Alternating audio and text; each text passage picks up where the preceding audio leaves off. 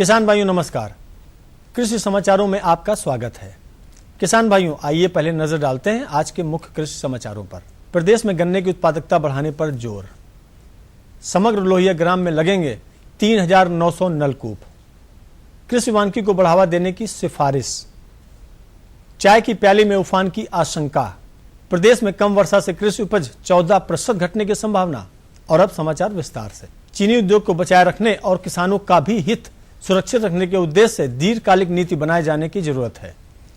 यह बात चीनी मिल संघ के प्रबंध निदेशक ने sugar cane agri business management में सुधार विषय कार्यशाला को संबोधित करते हुए कही। उन्होंने कहा कि गन्ना किसान और चीनी मिल एक दूसरे के पूरक हैं। उन्होंने गन्ने की खेती में व्यवसायिक नजरिया अपनाने पर जोर देते हुए कहा कि देश और प्रदेश में गन्ने का क्षेत्रफल तो पर्याप्त है, मगर अभी देश में गन्ने की पैदावार 700 कुंटल प्रति हेक्टेयर है, जिसे बढ़ाकर 1800 से 2000 प्रति कुंटल हेक्टेयर करने की जरूरत है। कार्यशाला में चीनी मिलों के भविष्य पर गंभीर और विस्तृत चर्चा हुई। डॉक्टर राम मनोहर लोहिया समग्र ग्राम विकास योजना के तहत चालू वित्तीय वर्ष में 3,999 नए नलकूप लगाए जाएंगे। इस आशय का आदेश भूगर्भ जल विभाग की ओर से जारी किया गया है। देश में कृषि वानिकी को बढ़ावा देने की गंभीर जरूरत महसूस की जा रही है। इस आशय की आम राय दिल्ली में आयोजित उस 3 दिवसीय अंतर्राष्ट्रीय सम्मेलन में बनी जो कृषि वानिकी के बारे में आयोजित की गई थी। इस आयोजन में दुनिया भर के तमाम संगठनों ने प्रतिभाग किया। सम्मेलन में जलवायु परिवर्तन और उसके प्रभावों से बचने के लिए कृषि वानिकी को ही सबसे कारगर उपाय माना गया। जाने माने वैज्ञानिक डॉक्टर राज परौदा ने बताया कि खराब पड़ी बंजर भूमि में वनीकरण करने की सख्त जरूरत है। उन्होंने कहा कि भारत में 14 करोड़ हेक्टेयर जमीन में खेती होती है, जिसके 10% भाग पर ही कृषि वानिकी के जरिए वृक्षारोपण का लक्ष्य है। डॉक्टर परौदा ने बताया कि पशुपालन में आई कमी के चलते हमारी भूमि में जीवाश्म की मात्रा घटकर 0.5 से 0.7% रह गई है, जबकि हमारे पड़ोसी देश चीन की मिट्टी में इसकी मात्रा आज भी 1.5 से 3% तक है। उन्होंने कृषि प्रधान कहे जाने वाले भारतवर्ष को सचमुच कृषि प्रधान देश बनाने पर जोर दिया। उन्होंने यह भी सुझाव दिया कि कृषि वानिकी के तहत वृक्षारोपण करने वाले कृषकों को इन्हें जब चाहे तब वृक्षों को काटने का और मालिकाना हक भी दिया जाए, ताकि वे इसे अपनी संपत्ति मानकर इस ओर अधिक ध्यान दे सकें। उन्होंने देश में कृषि वानिकी नीति लागू करने पर विशेष जोर दिया। मौसम की मार का असर आपकी चाय की प्याली पर भी पड़ने वाला है।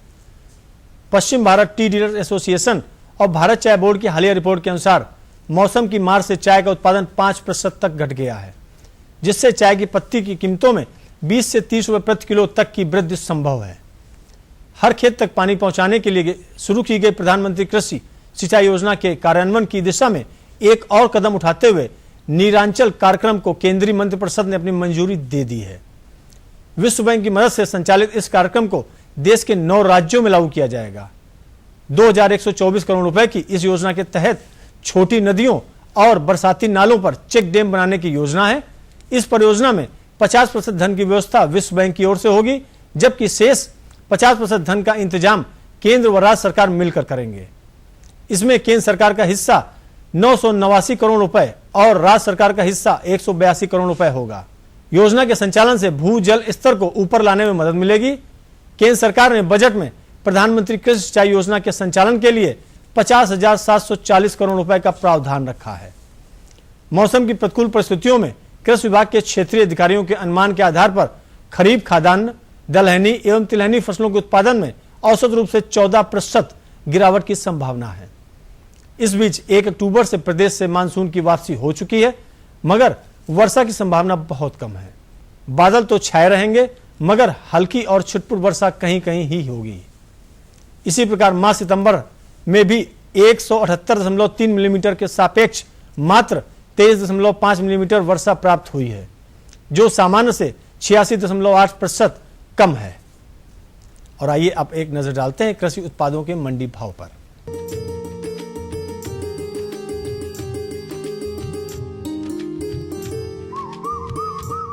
प्रदेश की विभिन्न मंडियों में गेहूं का भाव प्रति कुंतल इस प्रकार रहा।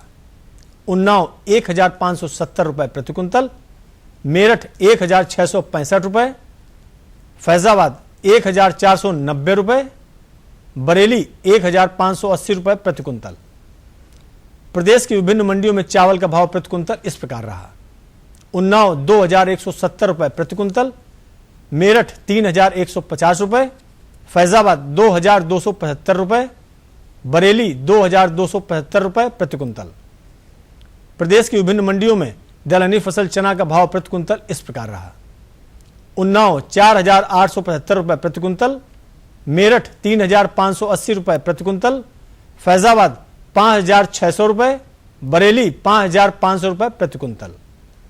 प्रदेश की विभिन्न मंडियों में आलू का भाव प्रति कुंतल इस प्रकार रहा। उन्नाव 625 रुपए प्रति कुंतल, मेरठ 510 रुपए, फैजाबाद 600 रुपए, बरेली 650 रुपए प्रति कुंतल। प्रदेश की विभिन्न मंडियों में बैगन का भाव प्रति कुंतल इस प्रकार रहा। उन्नाव में 700 रुपए प्रति कुंतल, मेरठ 850 रुपए, फैजाबाद 900 रुपए, बरेली 900 रुपए प्रति कुंतल रहा। प्रदेश की विभिन्न मंडियों में हरी मिर्च का भाव प्रति कुंतल इस प्रकार रहा। उन्नाव में 2,800 रुपए प्रति कुंतल, मेरठ 1,370 रुपए प्रति कुंतल, फैजाबाद 3,000 रुपए प्रति कुंतल, बरेली 2,800 रुपए प्रति कुंतल। प्रदेश की विभिन्न मंडियों में टमाटर का भाव प्रति कुंतल इस प्रकार रहा। उन्नाव में 1,900 रुपए प्रति कुंतल, मेरठ में 1,250 रुपए प्रति कुंतल, फैजाबाद में 2,600 रुपए प्रति कुंतल, बरेली में 1,600 रुपए प्रति कुंतल। प्रदेश की विभिन्न मंडियों में लौकी का भाव प्रति कुंतल इस प्रकार रहा। उन्नाव में 580 रुपए प्रति कुंतल, मेरठ में 660 रुपए प्रति कुंतल, फैजाबाद में 900 रुपए प्रति कुंतल, बरेली में 900 रुपए प्रति कुंतल। प्रदेश की विभिन्न मंडियों में कद्दू का भाव प्रति कुंतल इस प्रकार रहा। उन्नाव में 600 रुपए प्रति कुंतल, मेरठ में 500 रुपए प्रति कुंतल, फैजाबाद में 1,350 रुपए प्रति कुंतल, बरेली में 1,000 रुपए प्रति कुंतल। प्रदेश की विभिन्न मंडियों में भिंडी का भाव प्रति कुंतल इस प्रकार रहा। उन्नाव में 1,000 रुपए प्रति कुंतल, मेरठ में 1,400 रुपए प्रति कुंतल, फैजाबाद में 1,200 रुपए प्रति कुंतल, बरेली में 1,250 रुपए प्रति कुंतल। प्रदेश की विभिन्न मंडियों में केले का भाव प्रति कुंतल इस प्रकार रहा। उन्नाव में 2,100 रुपए प्रति कुंतल, मेरठ में 900 रुपए प्रति कुंतल, फैजाबाद में 1,800 रुपए प्रति कुंतल, बरेली में 2,300 रुपए प्रति कुंतल। प्रदेश की विभिन्न मंडियों में मौसमी का भाव प्रति कुंतल इस प्रकार रहा। उन्नाव में 2,150 रुपए प्रति कुंतल, मेरठ में 1,350 रुपए प्रति कुंतल, फैजाबाद में 2,000 रुपए प्रति कुंतल, बरेली में 2,300 रुपए प्रति कुंतल। प्रदेश की विभिन्न मंडियों में सेब का भाव प्रति कुंतल इस प्रकार रहा। उन्नाव में 4,100 रुपए प्रति कुंतल, मेरठ में 2,650 रुपए प्रति कुंतल, फैजाबाद में 5,500 रुपए प्रति कुंतल और बरेली में 4,000 रुपए प्रति कुंतल रहा। तो किसान भाइयों, ये थे कृषि समाचार और मंडी भाव। मुझे दीजिए इजाजत, नमस्कार। तो और बताओ। बस। अरे ये क्या भैया जी, बस इतनी सी रासायनिक खाद? किसानी छोड़ रहे हो क्या? किसानी नहीं, नादानी छोड़ रहे हैं। मिट्टी की जांच कराई है। अब तो लालाजी जितनी जरूरत है उतने ही उर्वरक खेत में डालेंगे। हाँ, किसान भाई आज ही अपने जिले की नजदीकी भूमि परीक्षण प्रयोगशाला में मिट्टी की जांच जरूर करवाएं और मिट्टी में पोषक तत्व, नमी व पौधे के विकास को देखते हुए केवल जरूरत के अनुसार ही पोषक तत्व डालें। और हाँ, मिट्टी में गंधक, जस्ता, बोरोन जैसे सूक्ष्म पोषक तत्वों का पता लगाना भी न भूलें। उर्वरक और जैविक खाद के सही उपयोग से भूमि का उपजाऊपन बनाए रखें, उत्पादकता बढ़ाएं, खर्चा घटाएं और बहुमूल्य विदेशी मुद्रा बचाने में भी सहयोग दें। और हाँ, धीमी गति से नाइट्रोजन उपलब्ध कराने वाले उर्वरकों जैसे नीम लेपित यूरिया को प्राथमिकता दें और यूरिया का पत्तों पर छिड़काव करें। अरे वाह, तू तो सचमुच समझदार हो गया रे। अधिक जानकारी के लिए संपर्क करें जिला कृषि अधिकारी या किसान कॉल सेंटर। नई तकनीक सभी को अच्छी लगती है। मैंने भी अपने खेत की तैयारी, बुआई, जुताई, गहाई वगैरह के लिए छोटी मशीनें अपनी जरूरत के हिसाब से खरीदी। मैंने अपने खेतों में मशीन का प्रयोग किया तो काम जल्दी और आसान हो गया। खेती में मशीनों के इस्तेमाल के बाद मुझे मिली भरपूर पैदावार और ज्यादा मुनाफा। छोटी मशीनें तो हमारी अपनी अपनी हैं, लेकिन बड़ी मशीनें हमने समूह बनाकर खरीदी। किसान भाइयों और बहनों, आप भी उन्नत मशीनों और उपकरणों की खरीद पर वित्तीय सहायता का लाभ उठाएं, अपनी आमदनी बढ़ाएं और खुशहाली पाएं।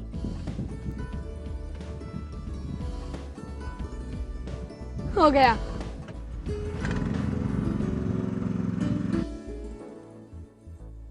मैंने सोच लिया है, मैं तुझे कृषि का इंजीनियर ही बनाऊंगा। नई मशीनें, नए उपकरण आए आपके द्वार। ले लो इनसे अब खूब खुशी और पैदावार। जी जी जी।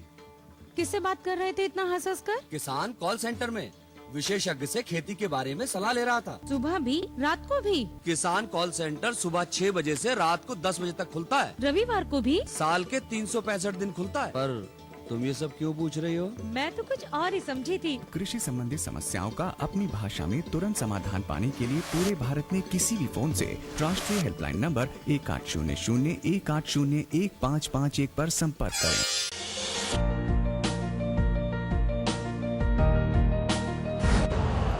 यूरिया का स्वदेशी उत्पादन 70 लाख टन बढ़ाने के लिए 6 उर्वरक संयंत्रों का उद्धार किया जा रहा है। FCIL के गोरखपुर, सिंदरी, तलचर और रामागुंडम संयंत्र, HFCL की बरौनी इकाई और BVFCL की नामरू फोर्थ। सोने पर सुहागा ये है कि देश में अब बनेगा सिर्फ नीम लेपित यूरिया, क्योंकि इससे होगा किसानों का फायदा ही फायदा। अनाज का उत्पादन 10% तक बढ़ेगा। बढ़ेगी 10 से 15% नाइट्रोजन क्षमता।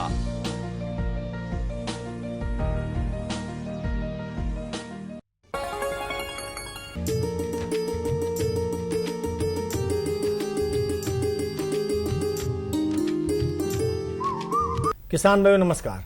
सभी दर्शकों का स्वागत है आपके अपने कार्यक्रम कृषि दर्शन में।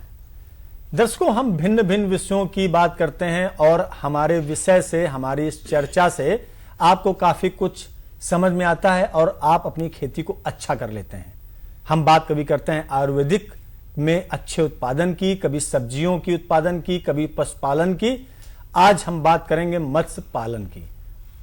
क्यों कर रहे हैं? क्योंकि ये इस समय कुछ खास है, क्योंकि सरकार ने अभी हाल ही में मत्स्य पालन को कृषि का दर्जा दिया है। पहले ये एक उसका भाग हुआ करता था, लेकिन अब मत्स्य पालन को कृषि बोल सकते हैं। और इसी जानकारी को लेकर के आज हमारे बीच हैं डॉक्टर नूरुल हक, उप निदेशक मत्स्य निदेशालय लखनऊ से। डॉक्टर साहब आपका स्वागत है हमारे कार्यक्रम कृषि दर्शन में।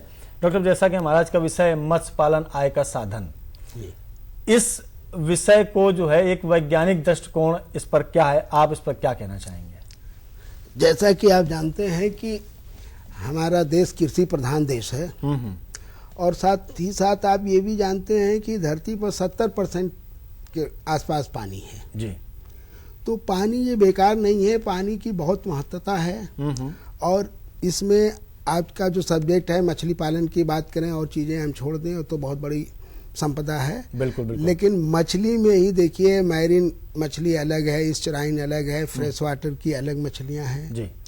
और आपका जो टॉपिक है मत्स्य पालन एक व्यवसाय, आज हमारे ग्रामीण अंचल में जो लोग निवास करते हैं उन्हें भली भात मालूम है कि कितने तालाब, पोखरे, छोटे छोटे मीनासे मौजूद हैं। बिल्कुल बिल्कुल बिल्कुल, जिनका हम उपयोग अपनी कृषि के कार्यों में लेते हैं। जी जी बिल्कुल। जैसे सिंचाई वगैरह के लिए पहले करते थे, नहाने धोने के लिए करते थे। लेकिन जैसे जैसे आदमी का विकास होता जा रहा है, नई नई चीजें ढूंढी रह रही हैं। जी जी।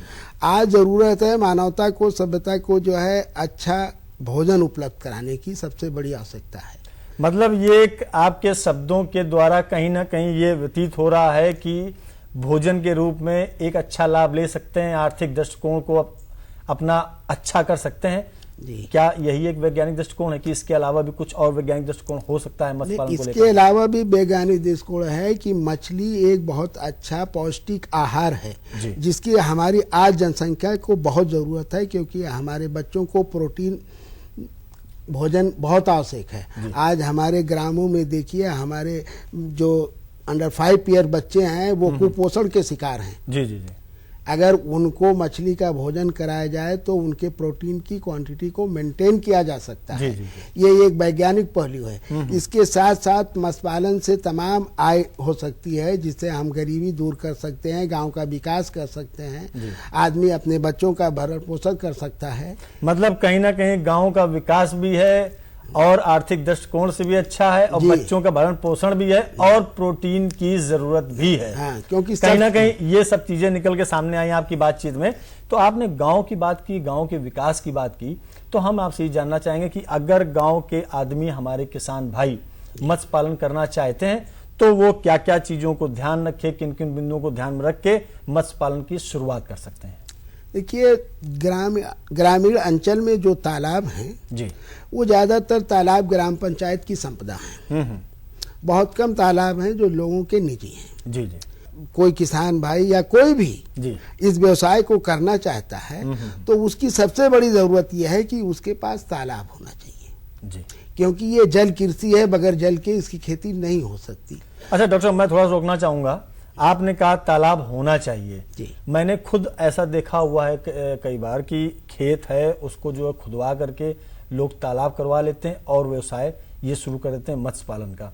तो क्या ऐसा संभव है? अगर संभव है तो किन परिस्थितियों में संभव है?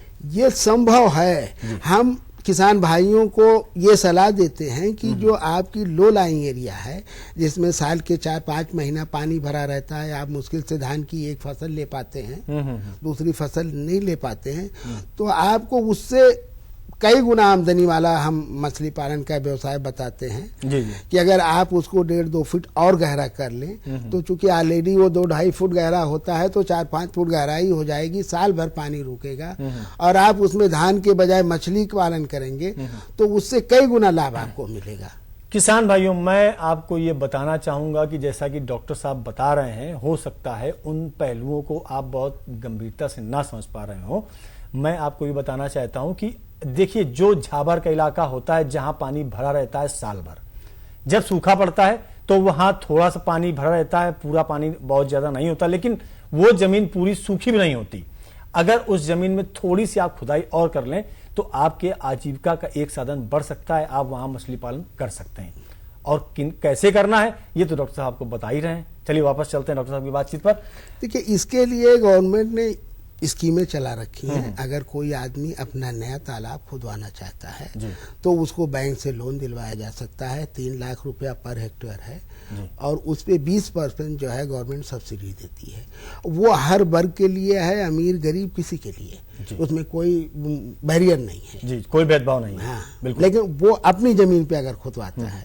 डॉक्टर, हमने मान लिया कि वो जमीन उपलब्ध हो गई जहां पर पानी भरा हुआ है। अब हमको बताइए कि किन प्रकार की किस्मों का, मतलब किन प्रजातियों का बच्चों का जो मत्स्य बीज है वो चुनाव कैसे करें और कहां से करें, मतलब कहां से लाएं? देखिए, जब मत्स्य पालक अपना तालाब बनवाता है जी जी, या वो तालाब पट्टे पे लेता है तो हमारे विभाग के कर्मचारी उसके कांटेक्ट में आते हैं। हम उनको ट्रेनिंग भी देते हैं और मछली पालन की तमाम विधियों का ज्ञान उनको जो है करवाते हैं।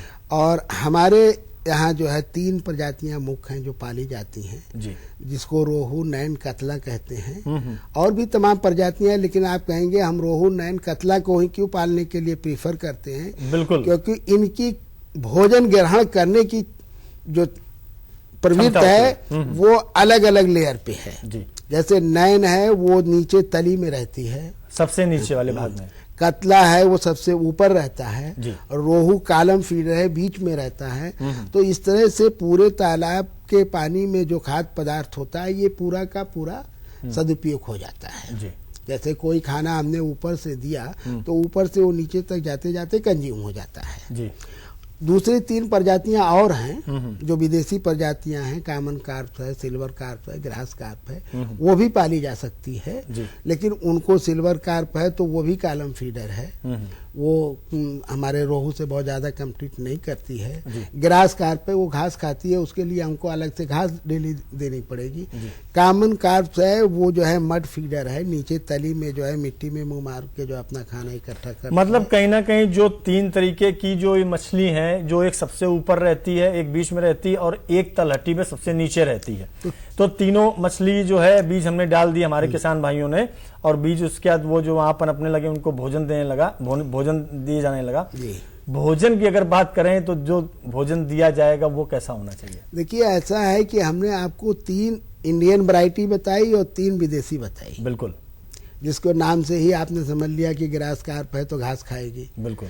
और जहाँ तक मछली पालन की बात है, जो हमारे किसान भाई सबसे ज्यादा इग्नोर करते हैं, वो मछली का बच्चा लेके तालाब में डाल देते हैं और उसको छोड़ देते हैं।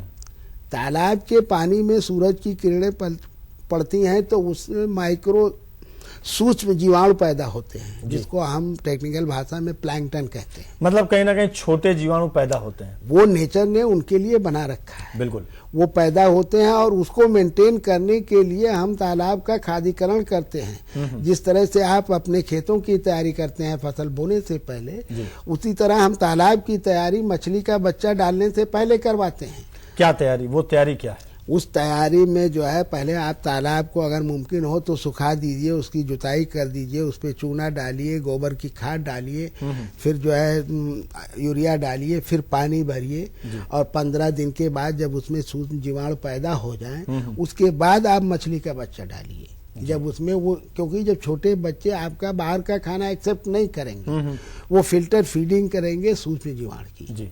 क्योंकि हम कल्चर कर रहे हैं, जैसे जैसे वो बढ़ते जाएंगे हम उनके 2% ऑफ द बॉडी वेट प्रतिदिन खाना, जैसे राइस ब्रान हुआ, महुए की खली हुई, चावल का कना हुआ, ये सब देते हैं, जो हमारे घरों में किसान भाइयों के यहाँ उपलब्ध है। लेकिन अब मछली का फीड भी आ गया है। अभी हमने पिछले साल 24 छोटी छोटी जो है मछली का फीड बनाने की मिलें लगवाई हैं अनुदान देके। मतलब कहीं ना कहीं जो घरेलू आहार है मछलियों का वो तो उपलब्ध है, और बाकी बाजार में मछलियों के लिए आहार आ भी गया है, उसको लेकर के उसमें डाल भी सकते हैं। डॉक्टर साहब, आपने बहुत ही महत्वपूर्ण जानकारी दी, इसके लिए आपका बहुत बहुत धन्यवाद।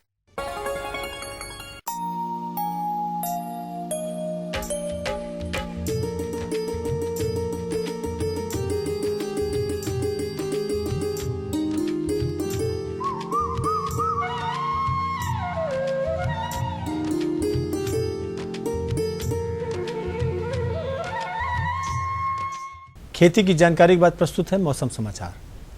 भारतीय मौसम विज्ञान विभाग से प्राप्त मौसम पूर्वानुमान एवं उपग्रह से प्राप्त चित्रों के विश्लेषण के अनुसार प्रदेश में 1 अक्टूबर से मानसून की वापसी के बावजूद वर्षा की संभावना कम है।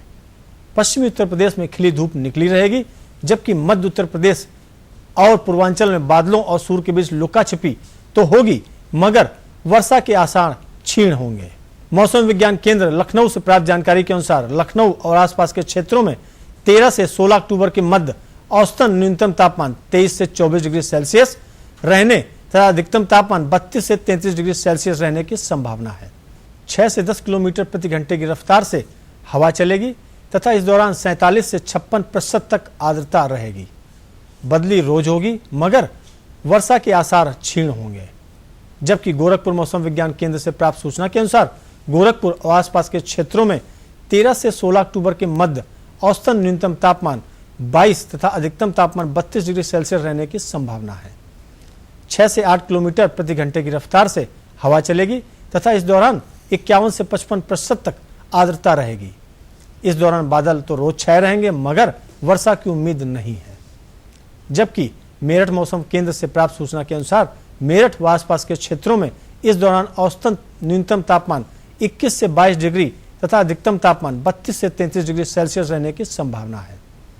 7 से 10 किलोमीटर प्रति घंटे की रफ्तार से हवा चलेगी तथा इस दौरान आर्द्रता 46 से 49% तक रहेगी तथा खिली हुई धूप निकली रहेगी। मौसम वैज्ञानिकों की भविष्यवाणी है कि अब धीरे धीरे ठंड बढ़ेगी और दलहनी फसलों की बुआई के लिए मौसम अनुकूल होगा। और इसी के साथ मौसम समाचार समाप्त हुए। हमें दीजिए अनुमति। नमस्कार।